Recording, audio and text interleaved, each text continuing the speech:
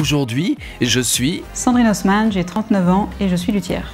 Et quels sont, Sandrine, tes outils de travail? Alors mes outils, il y a les canifs, les rabots, le bois et les instruments de musique, violon, alto et violoncelle. Est-ce que tu peux nous conduire jusqu'à ton atelier? Eh bien allez, c'est parti.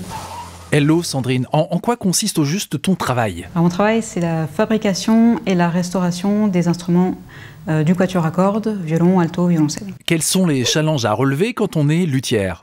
Alors, donc on travaille avec les musiciens qui viennent me voir quand ils ont un problème avec leur instrument. Il y a eu une réparation à effectuer, par exemple. Ils ont besoin d'un réglage de sonorité avant un concert. Et puis, il y a également des commandes d'instruments, créer un instrument de A à Z pour un musicien. Est-ce que tu peux nous parler d'une de tes fiertés? Il y a quelques années, le Festival d'Aix-en-Provence de Renaud Capuçon nous a commandé un instrument. Donc on est parti sur place le fabriquer, et donc dans un temps assez réduit.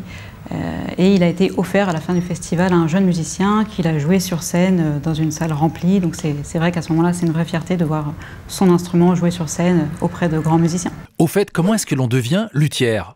Alors moi j'ai fait une dizaine d'années de violon, donc je me suis intéressée à ce métier. Je cherchais à exercer un métier manuel principalement. Donc j'ai fait un stage chez une luthière qui m'a ensuite orientée vers cette école de lutherie en Angleterre.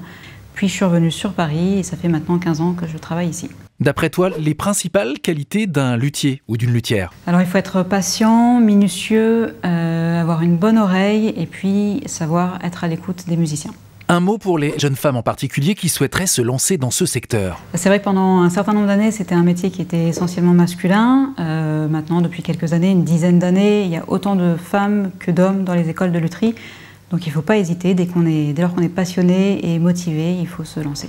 Notre œil curieux veut toujours en savoir plus. Peut-on savoir les métiers qui gravitent autour de toi? Donc on travaille avec des archetiers qui s'occupent des archers, on travaille avec des forestiers, des fabricants d'accessoires tels que les cordes, les étuis et bien sûr les musiciens. En résumé, Sandrine, qu'est-ce qui te fait vibrer dans ce métier de luthière?